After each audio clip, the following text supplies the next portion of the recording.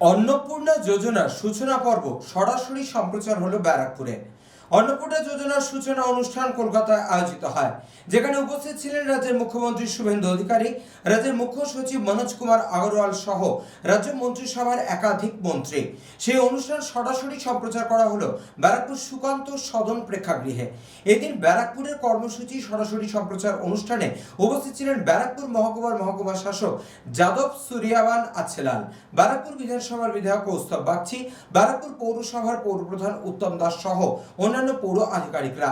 এদিন ব্যারাকপুর বিধানসভার বিধায়ক কৌস্তব বাগচি ও ব্যারাকপুর পৌরসভার পৌরপ্রধান উত্তম দাস সংবাদ মাধ্যমের মুখোমুখি হয়ে ঠিক কি বললেন শোনাবো আপনাদের। অয়ন দাসের রিপোর্ট, চ্যানেল 24/7। তৃণমূল কংগ্রেস বলেছিল বিজেপি ভাঁওতা দিচ্ছে, করছে, কথা রাখবে না। মানুষ দেখতে পাচ্ছে বিজেপি কথা রাখছে কিনা। তবে হ্যাঁ, আমরা লক্ষ্মীর ভান্ডার যেরকম নারায়ণদের কাছে গেছিল অনেক জায়গাতে, তো এখানে সেটা হবে না। এখানে অন্নপূর্ণা যোজনার টাকা শুধুমাত্র মহিলারাই পাবেন। কোনো লক্ষ্মী ছেলেদের যেরকম আগে পেত, লক্ষ্মীর ভান্ডারের টাকা লক্ষ্মী ছেলেরা পেত, তৃণমূলের লক্ষ্মী ছেলেরা, তো এখানে পুরুষ মানুষরা পাবেন, মহিলাদের টাকা মহিলারাই পাবে। বহু ক্ষেত্রে দেখা যাচ্ছে 12 পাতার ভ্রমণে অসুবিধা হচ্ছে, আপনারা সহযোগিতায় কিভাবে সরকারের টাকা, তো সরকার কি এইভাবে টাকা দিতে পারে?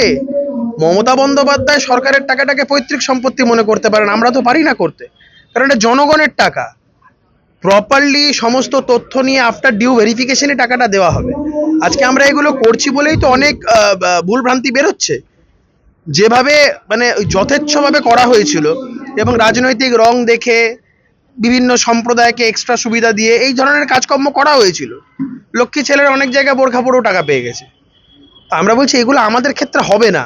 যারা ন্যায্যভাবে যাদের পাওয়ার দরকার এবং যারা এই প্রকল্পের লাভ পাওয়ার যোগ্য, তারাই পাবেন। ব্যারাকপুর পৌর এলাকায়?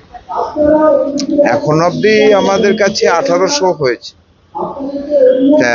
এটা আস্তে আস্তে বাড়তে থাকবে এবং খুব ভালো প্রকল্প। যথেষ্ট মানুষের কাছে একটা উদ্বেগ আছে, আনন্দ আছে। পাওয়ার পরে না পাওয়া অবধি উদ্বেগ থাকবে, পেলে পরে আনন্দ হবে। এটা মানে একটা পরিবারের, বিশেষ করে